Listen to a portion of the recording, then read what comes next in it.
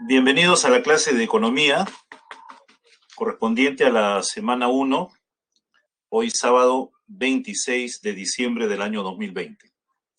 Quien les habla una vez más, el profesor Luis John Vela Lezama, tendrá pues a su cargo la clase. Bien, el miércoles ya habíamos iniciado. Habíamos dado algunas ideas iniciales, digamos así, a lo que es la economía. Objeto de estudio, los fines, asimismo, el principal problema de la economía, la escasez, ¿no? Algunos temas que vamos a ir reforzando en la medida de que más adelante volvemos a tratar cada uno de ellos. Muy bien, la recomendación de siempre, prestar atención, participar en la medida de lo posible en el chat. De acuerdo también a las posibilidades de tiempo, iré respondiendo algunas preguntas. Entonces, así vamos interactuando y vamos de repente aprendiendo con mayor facilidad. Habíamos iniciado ya, nos habíamos quedado, para ser más precisos, en las doctrinas económicas, ¿sí? El estudio de las doctrinas económicas. O también, como podría decirse, las corrientes de pensamiento económico, ¿ya? También, corrientes de pensamiento económico. Algunos planteamientos, ¿no? Porque si de repente entramos en sí a estudiar todas las corrientes y todas las propuestas de los diferentes científicos, ¿no? Economistas, en fin, sería mucho más amplio. Pero a lo que nos interesa, lo que va a ser materia de nuestro curso y sobre todo de los ejercicios y de las preguntas de examen. Bien, quiero reiniciar con los mercantilistas. Hay un asunto que tenemos que tener claro, y va a ser reiterativo de repente en las doctrinas económicas que vamos a ir estudiando, ¿no? A partir de este momento. ¿Interviene o no interviene el Estado en la economía? ¿Ya? Una pregunta, inclusive en materia de examen, ¿ya? Materia de examen, ¿no? Materia de las preguntas, de los ejercicios.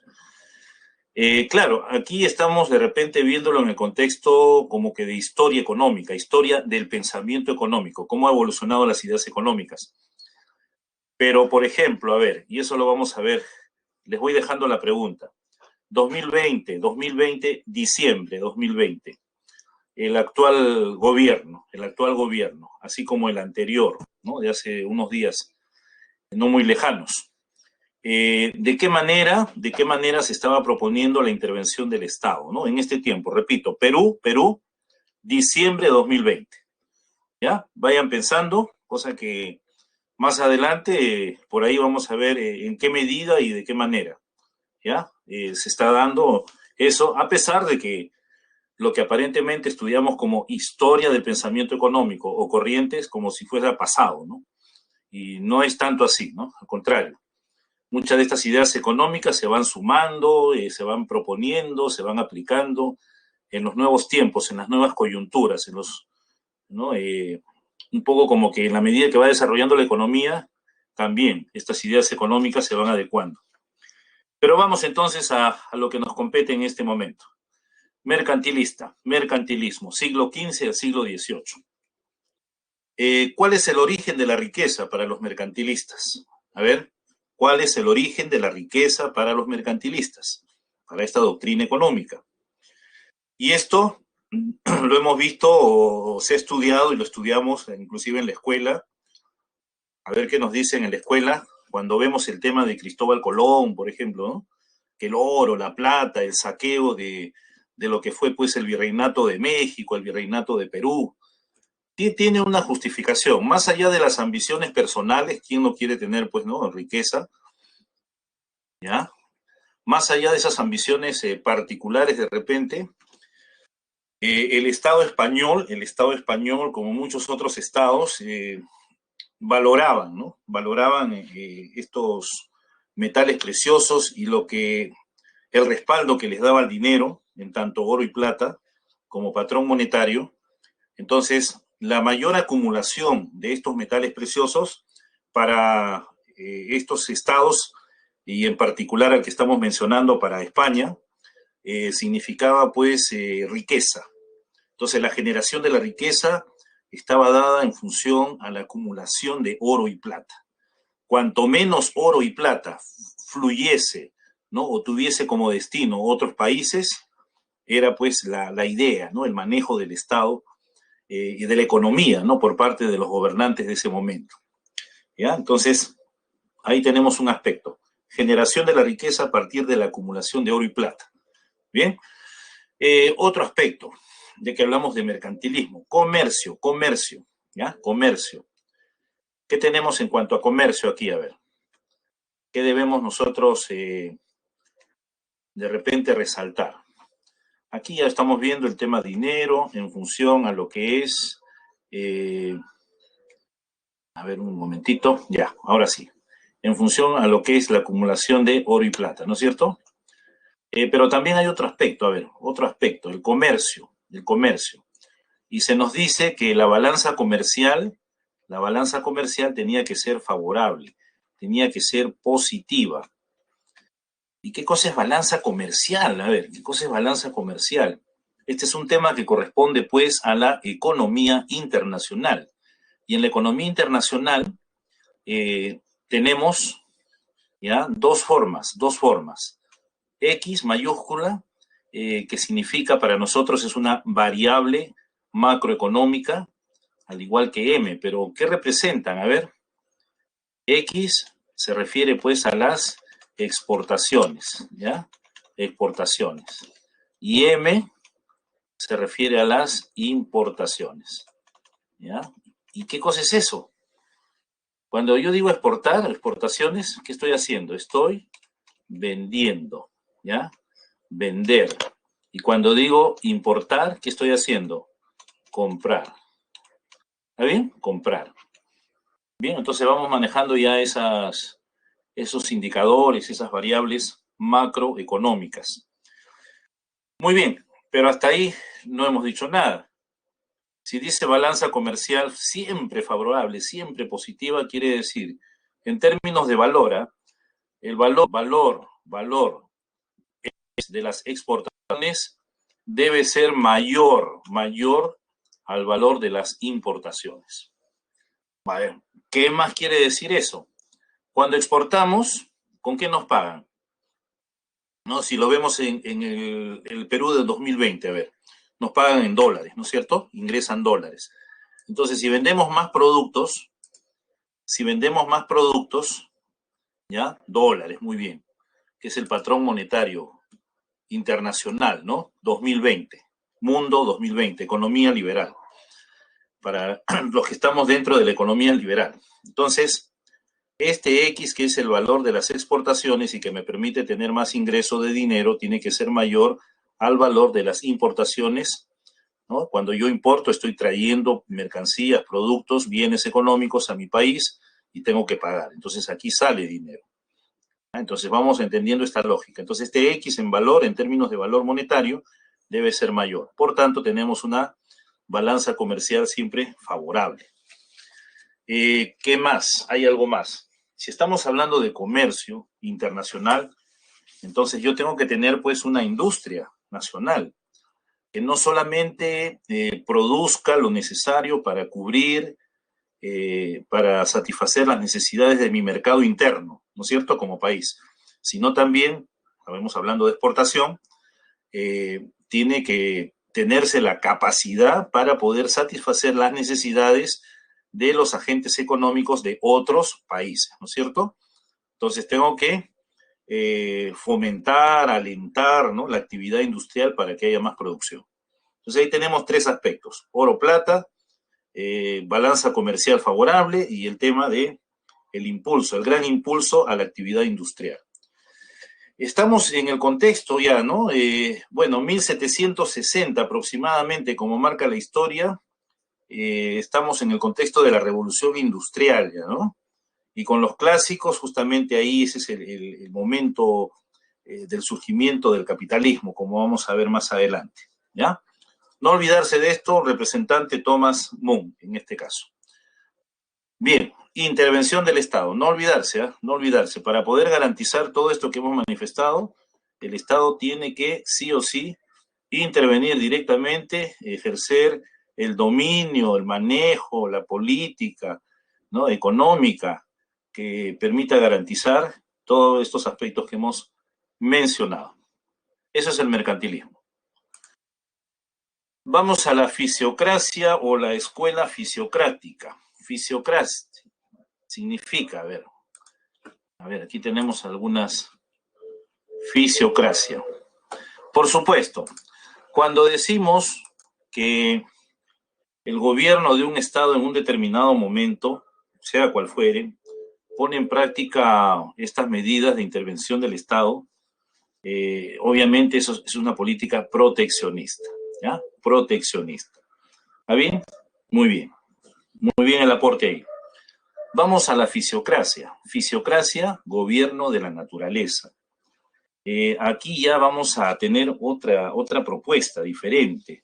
Dejar hacer, dejar pasar. ¿Ya? Dejar hacer, dejar pasar. Dejar hacer, coma, dejar pasar. ¿Qué significará eso? ¿Qué significará eso? Dejar hacer, dejar pasar. A ver, ¿qué nos dicen? A ver. Dejar hacer, exacto, no intervención del Estado. ¿Ya? Va apareciendo el denominado liberalismo, va apareciendo aquí. Dejar hacer, dejar pasar. Que la economía fluya, ¿no? Fluya, que los agentes económicos interactúen de por sí, libres. Eso se va a consolidar ya con los clásicos y más adelante con los neoclásicos. Perfecto. Entonces, la fuente que genera la riqueza de una nación para la fisiocracia, para los fisiócratas, para esta doctrina o escuela, es el factor tierra, la explotación de la tierra y por ende la agricultura como actividad económica. ¿Ya? Es el motor de la economía. Existe, por tanto, una clase que produce, ¿no?, ligada al campo, y una clase parasitaria ligada a los gobernantes, militares, o en fin, ¿no?, a todo ese aparato, los señores que viven pues a expensas de la explotación de la tierra. Bueno, estas son las ideas fisiocráticas o la fisiocracia. ¿Ya? Representantes tenemos a Gurnay y a Quesnay. ¿Ya? Quesnay es conocido aquí por la tabla económica, precisamente, ¿no?, la tabla económica de Quesnay, donde precisamente hace ese análisis, ¿no? ¿Cuál es la clase parasitaria que vive del trabajo, del usufructo de la tierra, que es trabajada por una clase social que es productora, ¿no?, la que es activa en la economía? Productiva, para ser más puntual. Entonces, estas son las ideas de la fisiocracia. Las ideas puntuales. A ver, ¿qué nos indican por aquí? Turgot, también. Muy bien. Seguimos. Entonces, hasta aquí fisiocracia, no intervención del Estado. Vamos ahora a lo que es la escuela clásica, la escuela liberal. Entre otros, aquí destaca Adam Smith, a quien se considera como el padre de la ciencia económica. Su publicación, la publicación que lo hizo, en donde resume precisamente el análisis y la fundamentación de lo que él, ¿no?, conceptúa, la visión que tiene sobre la economía, en su libro, en su obra, una investigación sobre la naturaleza y causa de la riqueza de las naciones, más conocido como La riqueza de las naciones. ¿Qué nos dice sobre economía? A ver, ¿qué es la economía para Adam Smith? Es el estudio de la riqueza de una nación, refiriéndose a las 4 categorías que él concibe como riqueza. Producción de la riqueza, 1. 2. Intercambio de la riqueza. 3. La distribución de la riqueza. Y 4. El consumo de la riqueza. La propuesta que tiene Adam Smith acerca de la generación de la riqueza es a través o mediante el trabajo. ¿Ya? La riqueza, y lo indica aquí, ahí lo tenemos, la fuente que genera la riqueza es el trabajo. Entonces, si somos agricultores, pescadores, comerciantes, nos dedicamos de repente a la manufactura, etcétera, otras actividades, lo que está implícito en cada una de ellas y lo que permite justamente la que se lleve a cabo el proceso productivo, ¿no? Y por ende la generación de la riqueza es el trabajo, ¿ya? La actividad humana. Entonces, esa es la fuente que genera la riqueza. Y por esa idea en sí es que se considera a Adam Smith como el padre de la ciencia económica. Algunos dicen, ¿no?, que puso de pie lo que estaba de cabeza, ¿no? Las muchas ideas que se tenía acerca de la generación de la riqueza en función al oro, la plata, el comercio, en fin, ¿no? Aquí ya, una sola. En todas las actividades económicas está implícita la actividad humana, el trabajo, el despliegue de capacidad humana de trabajo, fuerza de trabajo. Bueno, ese es un punto central que no hay que olvidar.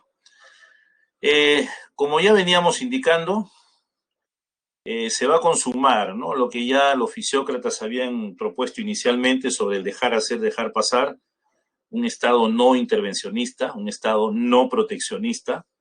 Entonces aquí se refuerza, se habla de libre comercio, libre mercado. Los precios van a, digamos, moverse en función, por un lado, a la oferta o por otro lado a la demanda, ¿ya? Así por separado. El análisis que hace Adam Smith es así por separado, ¿no? A diferencia de los neoclásicos. Ahí ya les estoy dando una diferencia a la pregunta que de todas maneras ustedes van a hacer. Entonces, libre comercio, libre mercado, no intervención del Estado, generación de la riqueza a partir de la actividad laboral, el trabajo. Habla también mucho de que esta riqueza, en términos de eficiencia y productividad del trabajo, va a depender de la división del trabajo y la especialización. Cada quien se dedica a una labor y esa labor, además de realizarla, tiene que hacerla con toda la eficiencia y la eficacia que sea necesaria, ¿no? De acuerdo a las capacidades que ya tiene la persona o a las capacidades que va adquiriendo. También nos habla de una teoría del valor. Y aquí vamos a ir teniendo cuidado porque cuando veamos la escuela socialista, también se habla de una teoría del valor, ¿ya? Y hay que establecerla o marcar la diferencia. Por ejemplo, acá nos dice valor de uso, valor de cambio, ¿no? Un producto, a ver, un pan, por ejemplo, un valor de uso, bueno, sirve como alimento, ¿ya? Un valor de uso, utilidad. Y el valor de cambio, no sé, 20 centavos, 30 centavos, 10 centavos, ¿ya? Entonces, un bien, el pan sería un ejemplo de un bien económico y estamos distinguiendo en él un valor de uso y un valor de cambio, ¿ya? En el ejemplo que les estoy proponiendo. Entonces, el valor de los bienes estará en función a su utilidad y al mercado, ¿ya? Repito, el valor de los bienes estará en función a su uso, ¿ya? La utilidad y también en relación al mercado. El mercado es el que va a determinar la oferta y la demanda, ¿ya? Los bienes tienen valor de cambio. A ver, vamos distinguiendo aquí. Más adelante hay un tema, pero de todas maneras, a ver. Podemos hablar de bienes libres o no económicos. El aire que respiramos, la luz solar, el calor solar, las aguas del mar, las aguas de un río, las aguas de un lago, ¿ya? Son bienes, sí, son bienes, pero son bienes libres, no económicos. No hay trabajo, no contienen trabajo. Existen sin que haya trabajo, sin que haya acción humana. Pero hay otros que existen porque hay acción humana, contienen trabajo. Esos son los bienes económicos, ¿ya? Que tienen un valor de uso y un valor de cambio. ¿Ok? Bien. Entonces, aquí tenemos ya la esbozada, entonces, la teoría del valor de los clásicos. Representantes de esta escuela, Adam Smith, David Ricardo, que lo estudiaremos un poco más cuando trabajemos o tratemos el tema de comercio internacional. Muy bien, la escuela socialista, un poco, o mejor dicho, es todo lo contrario a lo que veníamos diciendo hasta este momento, ¿ya? Propugna la lucha de clases, ¿no? La lucha de clases, la lucha de contrarios, la búsqueda de una sociedad igualitaria, justa, a partir de la distribución de la riqueza de manera equitativa para evitar precisamente esa situación de desigualdad y de injusticia social. Y vamos aquí, a ver, aquí está la teoría del valor. Vamos a ponerle así, teoría del valor de esta escuela, de esta doctrina socialista. En el caso anterior decíamos la utilidad y el mercado es lo que va a finalmente determinar el valor de los bienes. Y entonces estamos refiriendo, repito, bienes económicos, ¿ya? Entonces lo que genera el valor de un bien es su utilidad y la relación de intercambio en el mercado. Pero aquí para la escuela socialista cambia, ¿no? Es otro punto de vista. Entonces aquí nos habla de la teoría valor del trabajo y también valor de las mercancías. El trabajo, actividad humana, el despliegue de capacidad humana de trabajo para producir un bien. Entonces, el valor de las mercancías estará pues en función a la cantidad de trabajo socialmente necesario para tal propósito, ¿no? Para producir un bien. ¿Ya? Cantidad, ¿cuántas horas hombre? La jornada laboral es siempre 8 horas diarias. En el análisis marxista, ¿no? Carlos Marx, Federico Engels, marxista, se nos indica que de repente de esas 8 horas, 6 son las que son necesarias, ¿no? Por eso dice socialmente necesario. De repente 6, ya con 6 horas ya está cumplida, ¿no? Cumplido el propósito de producción. Y esas 2 restantes, para completar la jornada de 8 horas, ¿no? En este análisis estamos haciendo una especie de casuística, nos indicaría esas 2 horas una especie de plusvalor, un trabajo no remunerado, ¿ya? No pagado, como se dice al obrero, y que constituye finalmente la ganancia del capitalista, la ganancia del empresario. Entonces, ese trabajo no remunerado, ¿no? Esas 2 horas, ese equivalente, en fin, ¿no? Es una casuística que les propongo para el buen entender. Eso se llama plusvalía, plusvalor, ¿no? Un valor adicional, en términos no de las horas de trabajo, sino en términos del trabajo que fue necesario para producir un bien, que pudo ser de repente 6 horas, 7 horas, 5 horas, ¿ya? Y el resto de ese tiempo que se cumple, eso constituye el plusvalor. Bien, esta es la propuesta. Ahora, ustedes me dicen, profesor, ¿aquí interviene o no el Estado? ¿Qué dicen ustedes? ¿Hay una intervención del Estado? ¿Qué me dicen? ¿Qué me dicen? A ver, vamos mirando. Sí, muy bien, las respuestas abrumadoras, sí, muy bien. Hay intervención. Aquí se habla de una economía planificada, ¿ya? Escuchar, una economía planificada. Hay 3 preguntas que tener en cuenta aquí para hacer el análisis, no solamente para esta corriente o doctrina. ¿Qué producir? A ver, ¿qué producimos? Nos ponemos a pensar, ¿qué producimos? Papas, arroz, camotes, camisas, televisores, chompas, autos, ¿qué producimos? ¿Cómo lo hacemos? ¿No? ¿Qué recursos humanos, materiales, materias primas, qué vamos a utilizar, maquinarias, no sé? ¿Y para quién? ¿Quién va a ser nuestro posible o probable consumidor, nuestro cliente? ¿Ya? ¿Quién va a comprar? ¿Quién se va a beneficiar con estos bienes que yo voy a producir? Entonces, ¿qué, cómo y para quién? ¿Ya? Ese qué, cómo y para quién, dentro del enfoque socialista, está directamente planificado, manejado, propuesto por el Estado, ¿ya? El Estado es el que va a precisar cada una, va a dar una respuesta precisa, exacta a cada una de estas 3, sin que se busque la generación o la acumulación de riqueza. ¿Ya? Ese es el enfoque socialista, sin buscar una ganancia adicional ni nada de esas cosas, sino por el contrario, ¿ya?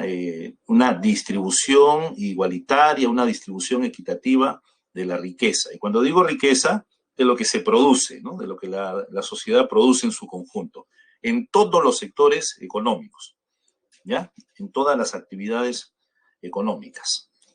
Bueno, vamos avanzando. Neoclásicos.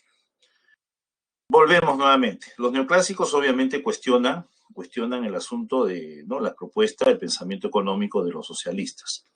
Nuevamente vuelve el asunto de la economía de mercado, libre comercio, oferta-demanda, pero ya no por separado. Visualicen aquí, ¿no?, este gráfico que nos va a permitir explicar varias cosas. Aquí que tenemos oferta-demanda, ¿no?, y nos presenta las líneas, la intersección de las curvas, la intersección de las curvas tanto de la oferta como de la demanda, ¿ya? Vamos ahí como primera idea. ¿Qué más? Los neoclásicos. Aquí. Para los clásicos, el valor de los bienes estaba en función a la utilidad, ¿no? Hay coincidencia aquí. Y estaba en función al mercado, ¿no? Al mercado, al cambio, al intercambio, a las relaciones de intercambio, con el uso del dinero. Los neoclásicos van a hacer otra combinación, la utilidad en función a la satisfacción de las necesidades.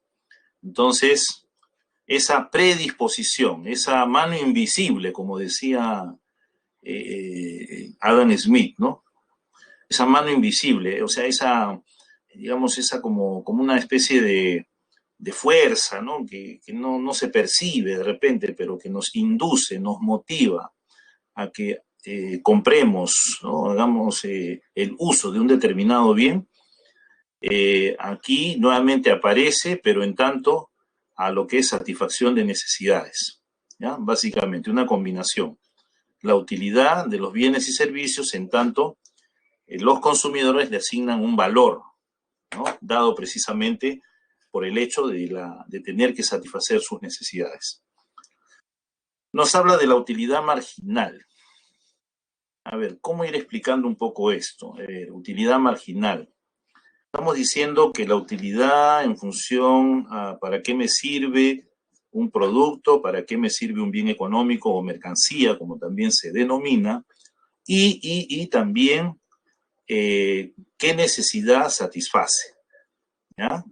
Hay, por ejemplo, productos de primera necesidad. Sí o sí los consumimos, los compramos a diario, ¿no?, o frecuentemente. Y hay otros productos que de repente no son tan importantes, tan necesarios, pero los adquirimos, pero en menor, ¿no?, digamos, frecuencia, ¿ya? Entonces, pero vamos, utilidad marginal. A ver, si pensamos como consumidor, la propaganda que sale, ¿no?, Plaza B, hay muchas otras empresas de comercialización de productos.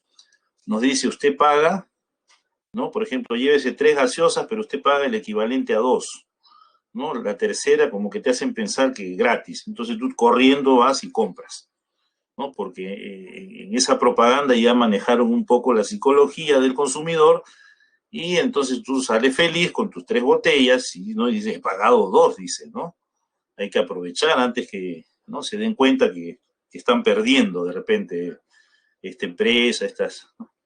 Y no están perdiendo, simplemente lo que están reduciendo es su margen de ganancia, nada más, ¿ya? Y así como esos productos les bajan el precio, a otros de repente, si usted va, ¿no?, en el mismo momento, el precio está más alto. Y así van jugando con los precios para que el consumidor, el cliente, pues, adquiera más productos, ¿no? Porque normalmente compramos de repente una sola, ¿no?, bebida gaseosa, pero te están ofertando 3, dice, ¿no? Y pagas 2, negocio redondo para el consumidor.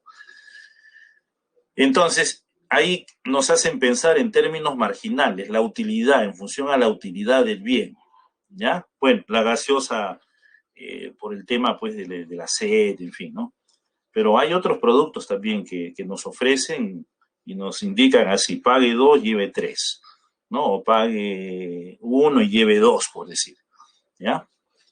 Entonces, el consumidor está pensando en términos marginales. Pero también, a ver,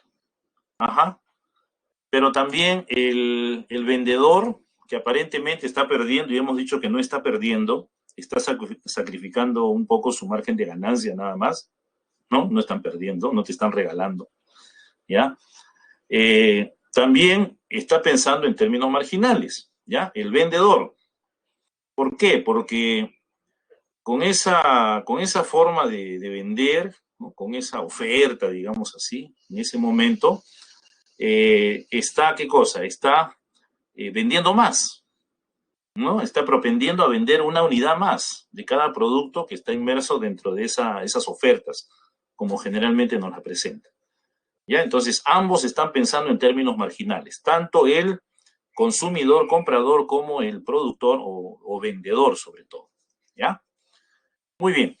Entonces, espero haber más o menos aportado algo en este, ¿no? en este aspecto. ¿Qué más? Optimización de los agentes económicos y en función a sus necesidades, ¿ya? Cuán satisfechos estamos como consumidores o cuán satisfechos estamos como empresarios, como vendedores, ¿no? Ya que al hacer esta situación, generar esta situación, estamos ganando más, ¿ya? Estamos ganando más, sacrificando un margen, pero si sumamos, estamos ganando ¿no? Lo que probablemente no se hubiese dado con los precios normales. Muy bien, como decía hace un rato, para los clásicos el tema de la oferta y la demanda se ve por separado. Para los neoclásicos, y aquí está, ya lo estudian de manera conjunta, y aquí está el gráfico, ¿ya? Y justamente ahí nos hablan de este asunto del punto de equilibrio. Aquí lo estoy señalando, de repente le pongo una letra ahí, A, este punto de corte de la curva de la oferta y la demanda, me representa el punto de equilibrio. Es el momento en el cual la oferta es igual a la demanda, ¿ya? Entonces aquí vamos a encontrar un precio de equilibrio, ¿no? Y aquí vamos a encontrar una cantidad de equilibrio. Bien, ese es el óptimo, ideal. No se pongan a buscar en qué momento sucede eso en la realidad, ¿no? Este es un modelo. Y sobre este modelo se hace un análisis de la economía, ¿ya? Sería complicado, ¿no? Ir a preguntarle de repente al ministro de Economía, de cualquier país, señor, ¿en qué momento se da eso de oferta igual demanda? ¿Ya? Bueno, es un modelo, ¿ya? Es un modelo que sirve para el análisis y toda la política económica precisamente, ajá, cantidad de ofertada, cantidad demandada, sí, sí, ¿ya? Y toda la política económica va a girar precisamente en torno a ello. Bien, oferta igual demanda o cantidad ofertada igual cantidad demandada. Bueno, otros representantes, aquí tenemos a Pareto, a Marshall,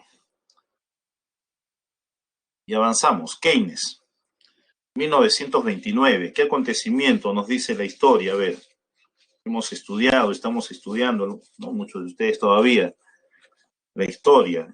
¿Ah? Estados Unidos, 1929, el crack, ¿no es cierto? La crisis económica, la caída de la bolsa de valores, empresarios tanto de las finanzas, banqueros quebrados, empresarios industriales quebrados, ¿no? Una economía totalmente deprimida, ¿ya? En quiebra, en bancarrota, ollas comunes, ¿no? Una serie de situaciones que de repente en el pensar, ¿no? De ahora, ¿no? ¿Cómo pudo haber ocurrido eso, ¿no? Una economía fuerte, una economía dominante, de repente Estados Unidos, ¿cómo se llegó a ese extremo? Bueno, esa fue una crisis de superproducción, ¿ya? Porque cuando producimos en exceso y no podemos colocar esos productos en su totalidad o en el mercado interno y externo, entonces va a generar una crisis de superproducción. ¿Ya? Eso es, por eso en el caso Japón, China, ellos tienen que ser agresivos en las exportaciones.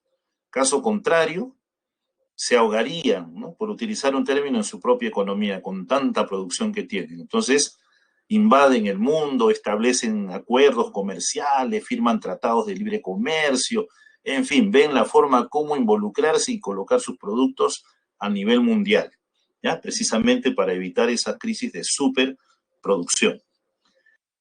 Muy bien, entonces Keynes, en ese contexto, y muy contrario a la propuesta de repente liberal de no intervención del Estado, Keynes propone que el gobierno tiene que hacer algo, ¿ya? Tiene que hacer algo para generar empleo, para que haya producción, para que se reactive la economía.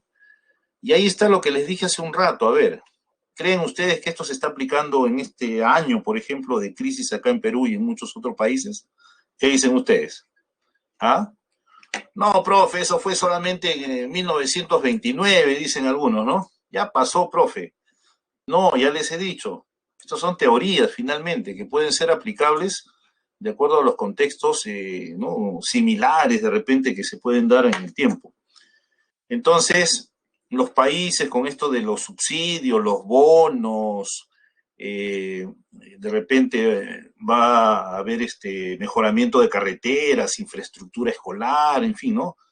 Va a haber chamba, como dicen, está generando empleo, pero a partir del Estado, ¿ya? A partir del Estado. Se rompe un poquito el esquema del liberalismo, pero no queda otro camino, ya que los otros agentes económicos, de repente empresas, sean financieras, sean de producción u otras, no tienen la posibilidad o la capacidad para hacerlo. Entonces, eso es lo que ocurrió y es la propuesta de Keynes, ¿ya? Generar empleo.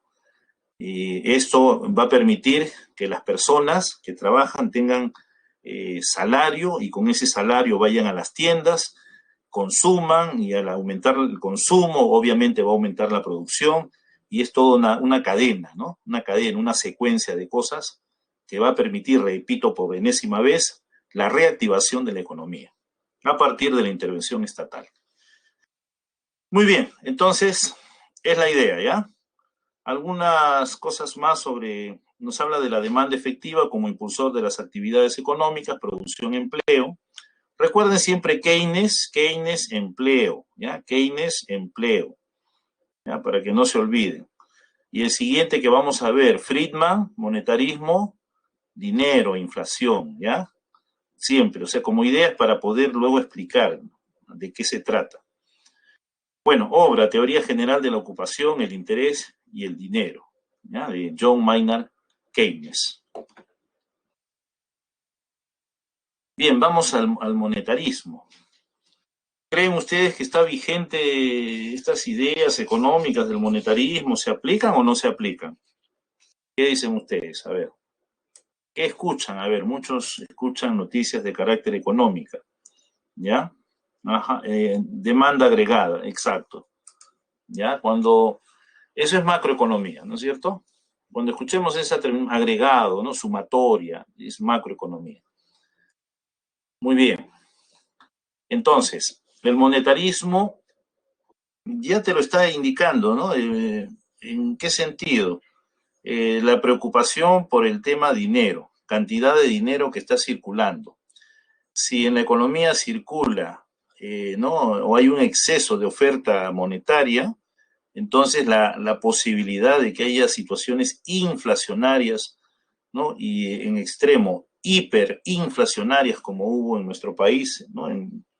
Hace algunos años en el primer gobierno de García Pérez, genera pues obviamente como consecuencia una crisis económica, ¿ya? Una crisis económica, con todas las características que se manifiestan en una crisis económica, ¿no es cierto? Los salarios disminuyen en cuanto a la capacidad del dinero, del salario disminuye, los precios de los bienes se incrementan, hay menos inversión, etcétera, etcétera, ¿no? Un conjunto de aspectos característicos de las crisis económicas. Bien, Friedman se opone obviamente o cuestiona a Keynes, ¿no? En cuanto al asunto este de la intervención del Estado. Friedman refuerza, ¿no? La idea de la economía del libre mercado, ¿no? No intervención del Estado, ¿ya? El control de la política, el buen manejo de la política monetaria, que tiene que ver principalmente con la cantidad de circulante y también manejar mucho el tipo de cambio, ¿ya? El tipo de cambio para poder así mantener una estabilidad monetaria. Bien, vamos avanzando. Bueno, división de la economía. Vamos aquí trabajando las siguientes ideas. Las siguientes ideas, perdón. Uno, economía positiva y por otro lado, vamos a ver también la economía normativa. La economía positiva nos dice qué es lo que está sucediendo, qué es lo que está pasando en la economía. ¿Qué es lo que está pasando en este momento? Por ejemplo, ¿qué tenemos? A ver, hay, ¿no?, muchas personas que han perdido su centro de trabajo, ¿no? Ha aumentado el desempleo, ha aumentado la informalidad, la pobreza también se ha visto por ende incrementada, ¿no? Entonces, hay problemas económicos. ¿Cómo nos damos cuenta? Simplemente a través de la observación de los hechos, ¿no? Y nos permite describir qué es lo que está sucediendo. Entonces aquí estamos dentro de la economía positiva y en particular la economía descriptiva. En base a todo ello, y para que el análisis pueda tener un sustento científico, entonces va a surgir pues la teoría económica, que nos va a permitir predecir fenómenos económicos, ¿no?, mediante leyes, o sea, situaciones recurrentes, repetitivas, teorías, modelos económicos, que van a graficar a través, de repente, de ecuaciones, hoy en día a través de, ¿no?, de un software, en fin, nos va a permitir representar la realidad y ver qué podría pasar en el futuro. Por eso dice predicción. ¿Se va a repetir? ¿No se va a repetir? ¿Qué hacer para no repetir? Por ejemplo, situaciones inflacionarias, ¿no? En fin. Ejemplo aquí, la teoría del dinero, ¿no? Todo lo relacionado al manejo del dinero en la economía. Bien, ahora, dentro de teoría económica tenemos macro y microeconomía. La macro grande, hay que ver a la economía en su conjunto. Si decimos, por ejemplo, a ver, Producto Bruto Interno, PBI, es la sumatoria, ¿ya?, de todo lo que se produce en el Perú, tanto bienes económicos como servicios, ¿ya?, en miles o millones de soles, o si gustan en dólares. Entonces, PBI, ¿ya? Ahí se está trabajando macroeconomía, se estudia la inflación. Cuando hablamos de crecimiento económico, nos estamos refiriendo pues al Producto Bruto Interno, ¿ya? La economía crece cuando hay más producción. Microeconomía, se analiza los agentes económicos de manera individual. Por ejemplo, las unidades de consumo o familias y las unidades de producción o empresas. ¿Cuál es el comportamiento que tienen ellos en términos de oferta y demanda? ¿Ya? Muy bien. Pasamos ahora a la economía normativa. Aquí cambia la cosa. Todo lo que hemos hecho hasta la situación anterior, lo he explicado hace unos instantes, es descriptivo, ¿no es cierto? ¿Qué pasa? ¿Cómo explicamos? Pero hemos identificado problemas. De repente hemos identificado situación de desempleo, inflación, balanza comercial de repente negativa, o de repente el Estado está gastando más de lo que recibe, ¿no? Hay déficit fiscal, un problema, ¿no es cierto? Entonces, ¿qué hacemos para solucionar eso? ¿Ya? Entonces ahí viene la economía normativa, lo que debería ser. ¿Qué política económica vamos a poner en práctica, en ejecución? Y cuando decimos política económica se refiere pues a las medidas, las normas, ¿ya?, las disposiciones de carácter netamente económico. Bien, si hay inflación, ¿qué hago? Por ejemplo, a ver, ¿cuál sería la política ahí monetaria?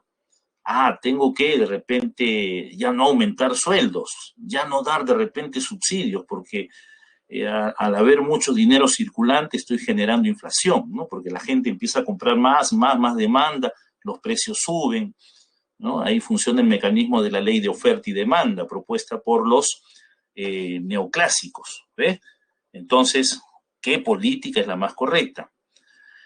Y así, ¿no? Por ejemplo, hay problemas de déficit fiscal. El Estado está gastando mucho, entonces hay que poner en práctica una política fiscal contractiva, así se dice, contractiva, ¿ya? Es decir, que el Estado gaste menos. Pero en la circunstancia actual y para reactivar la economía, la política fiscal, ¿no?, sí o sí va a tener que ser, y ya se va a dar seguramente en la práctica, en estos meses que siguen, no queda otro camino, expansiva, o sea, gasto, ¿no? Keynes. El Estado tiene que gastar, tiene que hacer obras, reactivar, reiniciar las que ya se estaban dando, en fin, para mover la economía, ¿ya? Y obviamente el sector privado tendrá que hacer lo propio, pero en este caso estamos hablando del Estado. Entonces, política económica es lo general. A partir de la política económica se derivan las otras políticas. Política fiscal, que tiene que ver con los ingresos y gastos del Estado, ¿ya? La política tributaria, los impuestos. La política monetaria, que tiene que ver con el dinero, ¿no? Ver el asunto de la inflación, ver el asunto del tipo de cambio, mantener una estabilidad monetaria. Entonces hay que dar medidas económicas para tal propósito, ¿ya?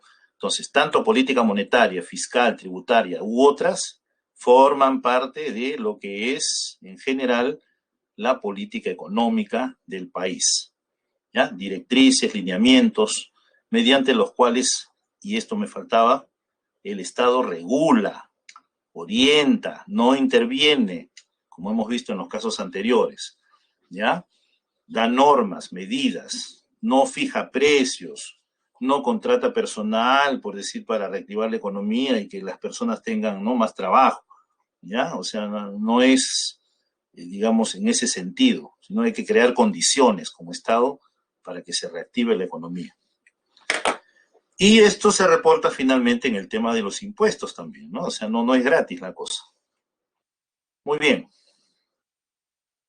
Finalmente, esta parte teórica, vamos ya cerrando casi la clase, el tema y la semana. Hablábamos hace un momento, 3 preguntas que nos van a permitir un análisis, ¿no? De acá dice, problemas que resuelve la economía. ¿Qué bienes producir? ¿Qué producimos? A ver, pónganse a pensar. ¿Cómo lo hacemos? ¿Y quiénes van a ser nuestros consumidores? En la economía de mercado producimos todo lo que se pueda producir, ya sea bienes y servicios, ¿ya? En la economía de planificación central, muy asociada, ¿no?, a las ideas socialistas, el Estado va a señalar qué cosa producir, cómo hacerlo, con qué recursos humanos o materiales y para quién. Porque en una economía de planificación central no se busca que unos se enriquezcan y otros no, sino que haya una distribución, ¿no?, equitativa, igualitaria de la riqueza. Entonces se planifica la economía. Y luego tenemos la economía mixta, un poco de economía de mercado, pero bajo el control del Estado. Bien, entonces son 3 sistemas económicos que en la historia se han dado y se dan con muchos matices, porque la economía actual tiene, es muy volátil, es muy variable, ¿no? No podemos así rígidamente como hasta hace un tiempo atrás establecer ciertos parámetros, ¿no? Hoy en día hay un gran movimiento, un gran dinamismo de la economía mundial. Muy bien, vamos a los ejercicios entonces. A ver si algunos los trabajamos en conjunto. A ver, ¿qué nos dicen aquí? Ejercicio 1. Roger y Juan son grandes amigos, pero Juan se encuentra sin trabajo y tiene muchas cuentas por pagar. Así que le pide dinero prestado a Roger, quien acepta prestarle, cobrándole un bajo interés de 5%. Pregunta. Según lo indicado por Platón, el mal necesario no le va a regalar el dinero, ¿no es cierto? Sería de repente lo ideal, ¿no? Pero no es así, no funciona así. Entonces, aquí estamos hablando de ¿qué?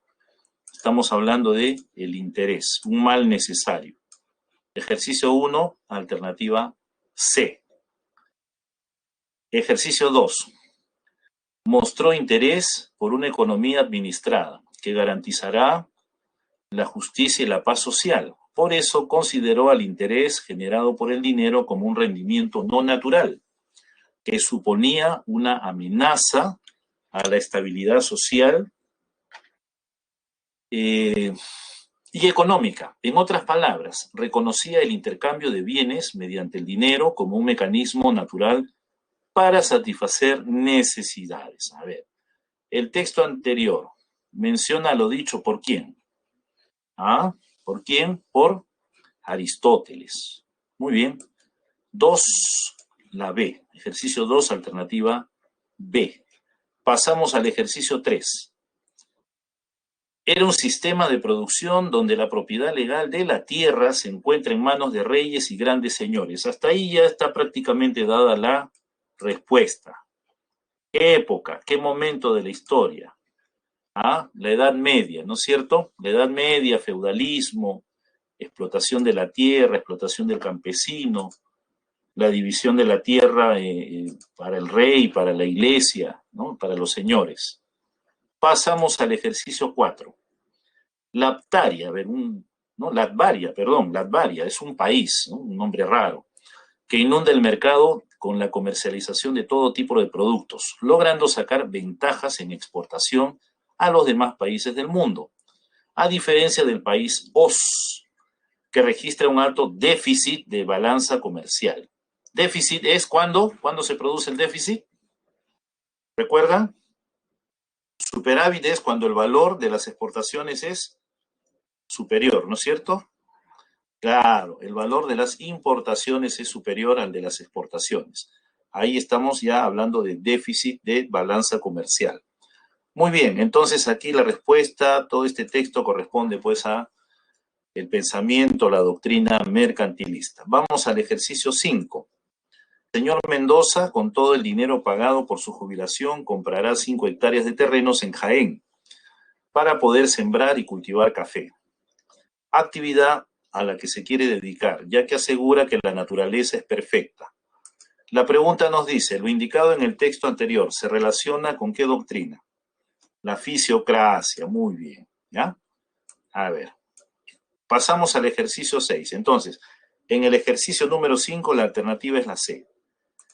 En ejercicio 6, se refiere al gerente de la empresa Calidad Universal.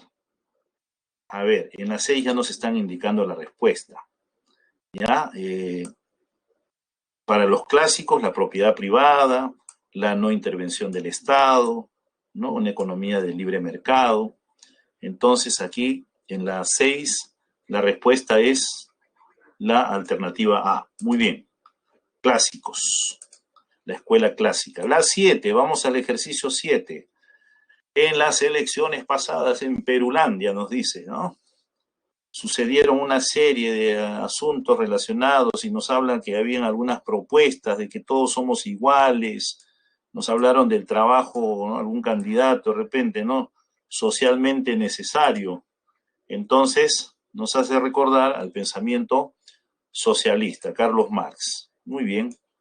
Vamos al 8, ejercicio 8. Nardia es una pequeña economía, que producto de la pandemia del COVID-19. Aquí está lo que hemos venido nosotros de repente manifestando, ¿no? Aquí se habla del dinero, ¿no? Entonces, cuando va el tema del dinero, estamos refiriéndonos ¿a quién? ¿A quién? A la escuela monetarista. Muy bien, 8B. En la 9, las 3 preguntas, en este caso, la respuesta es la B. Y en el ejercicio 10, la respuesta es microeconomía. Bien, ahí están los ejercicios y ahí tienen ustedes la reiteración de las claves. Bien, para culminar, vamos a iniciar la encuesta. ¿Qué les pareció la clase? Espero sus respectivas respuestas. Bien, estamos llegando entonces al final de la clase de esta semana 1. Espero que haya sido de mucho provecho para ustedes, ¿ya? A seguir estudiando. Y bueno, gracias por su gentil atención. Hasta la próxima clase. Muchísimas gracias. Muy buenas tardes.